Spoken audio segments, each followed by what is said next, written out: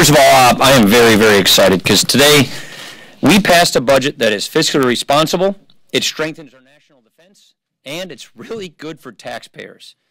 Most importantly, this budget that we just passed in the House today brings us one step closer to historic tax reform. That means more jobs, fairer taxes, bigger paychecks for Americans. Too long, the American people have been living under a broken system where they see too little of their own hard-earned dollars. They spend hours and hours, they spend dollars just doing their taxes.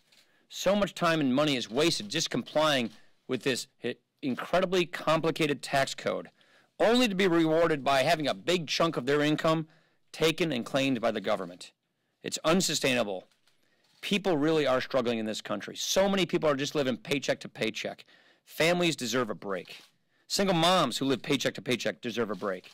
Parents working to send their kids to college, they deserve a break. The guy who just got a job a couple months ago who was unemployed for many months, he deserves a break. That's what this tax plan is all about.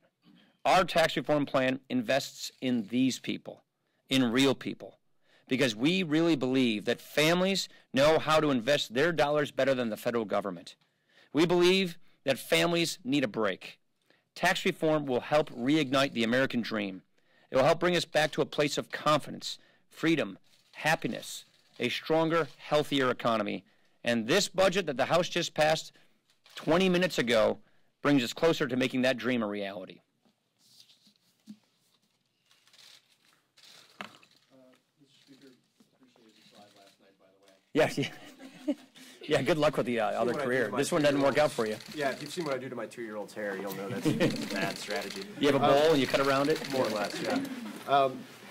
Off tax for what the conference did earlier this week, starting what seemed like multiple investigations into elements of the 2016 campaign, into Clinton Foundation issues. There's been allegations that this is a partisan effort. This is an effort to distract. What's your sense of the end game here? And then one more, you had some strong words for the FBI earlier in the week about subpoenas related to the dossier issue. What are you willing to do if the FBI doesn't comply? The point of these investigations is to find the truth and to make sure if laws were violated or mistakes were made, they're not made again, and transparency is what gets you that. It is our job under Article 1 of the Constitution, the legislative branch of government, to conduct full and thorough oversight over the executive branch. That is a really important responsibility for Congress. This is why we're so frustrated to have learned through the media aspects about this investigation that we've been asking for documents from the FBI for months. And so since yesterday morning, the FBI got in touch with us yesterday afternoon, and they have informed us that they will comply with our document requests and that they will provide the documents Congress has been asking for by next week, and we expect the FBI to honor that commitment. On tax reform, you guys did pass the final version of the budget, but more of your members voted against this version than voted against the original version that passed the House, many of them from New York, New Jersey, those high-tax states. What are you doing to ensure that you can get tax reform passed and to address their concerns? Well, first, look at the big step we just took today. This was an enormous step in the direction toward getting comprehensive tax reform and tax cuts for middle-class families over the line, into law, done. So that is what, you okay? So this budget that we just passed, that is really important for getting tax reform done. The Ways and Means Committee will be putting out the specific plan very shortly, and they're going to work with all of our members to look at and consider and address their concerns. I believe that the Ways and Means Committee will be working with these members in particular to find a solution. Earlier this week in an interview, you wouldn't guarantee that this tax bill won't raise the deficit. Can you guarantee that it will cut middle-class taxes? The entire purpose of this tax bill is to cut middle-class taxes. Chairman Brady said about the 401ks, he left the door open. I'm going to leave it up to Kevin Brady and the Ways and Means Committee to tell you about the details because that's their job. They're writing the tax bill. So if you have any specific design or detail questions, I'd have to refer you to the committee. I used to run the committee. I didn't want leadership doing my job, so I'm going to defer you to them. On principle, though, do you agree with the president that these retirement accounts should not be touched as part of I agree with reform? comprehensive tax reform, and I agree with giving the Ways and Means Committee the latitude they need to write their legislation. Again, remember what we're trying to achieve here. We're trying to achieve giving people a break on their taxes making it easier for people to plan and save for the future. That's the whole purpose of this. There are many different ways of accomplishing that, and the Ways and Means Committee is working on that. Another easy subject, on immigration, can you clarify what you may have told conservative colleagues this week regarding whether... Yeah, I noticed I was leaked incorrectly, so no decision has been made about the timing and the nature of DACA, how it would be structured, and when it will occur. There's just ongoing conversations. Yeah. When a vote would occur? Correct, or how a vote would be structured. So there are just ongoing conversations occurring among all of our members about the various possibilities on how to address this situation. You know we're working on a DACA solution, right? I mean, there's no secret there.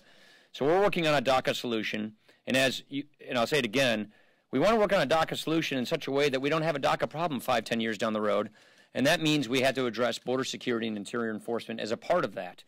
How and when we do that is an ongoing conversation that we're having, and so some selective incorrect leaks are not really a way to convey that message. We're talking with our members about all different kinds of solutions. Earlier this morning, your office described the Tax Foundation as nonpartisan. Among its board is Bill Archer, Phil English, and the American Action Network President Doug Holtz-Aiken.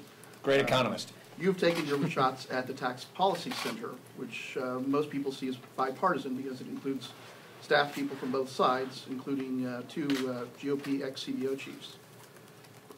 Compare and contrast these two think tanks, and why you think one is nonpartisan and the other isn't. I think, without going deep into the modeling, I think having a closed economy model that disrespects or disregards mobile capital flows doesn't make a whole lot of sense. So I think there are some model flaws. I think Larry Kotlikoff and Alan Auerbach, who are phenomenal modelers, leaders in their field. The AK model is a model I used to work on when I was younger.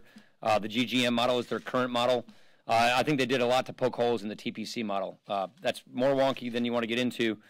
I'd say the basic is they put a bunch of assumptions in their model, made a bunch of things up to come up with a conclusion that seemed to me overly partisan, when, in fact, those aren't the decisions that were made. That is my fault with the TPC model. Thank you, Mr. Speaker. Over on the other side of the Capitol, there were some strong words coming from a couple of retiring senators, Republican senators this week, about the president and about his behavior and his style and temperament. Do you share any of these concerns, and particularly the concern raised by Senator Flake that he does not want to be complicit in the coarsening of debate? Here's what I think about all of this. First of all, Jeff Flake's a good friend of mine, and I think the world of Jeff Flake, and I wish him the best of luck into the future. And I think I put a statement out that more or less reflected that. I think he's a very good man who he helped us with earmark bans. He was a voice of fiscal restraint here in the House. But I don't think the American people care about that. You know what the American people want to see us do? Solve their problems. I don't think the American people want to see us up here yelling at each other. They want to see us fighting for them. The American people want results, and so that's what we're focused on. And I honestly believe the more unified we are in pursuing solutions that solve the American people's problems, that's what the people who sent us here to do. That's what they expect. We work for the people who elect us. Those are our employers. And so if we're calling each other names or calling each other out or saying things against each other, what does that do to help a working mom get ahead? What does that do to help a veteran get the health care he deserves? What does that do to help rebuild our military so that they're the strongest undisputed military in the world? What does that do to advance tax reform, which will give us faster economic growth and bigger paychecks? Nothing. That is why we need to stay focused on solving people's problems and on being concerned about their issues and moving this agenda forward. And that's what our focus is totally all about. Last question. Mr. Speaker. I don't do the blurt out thing.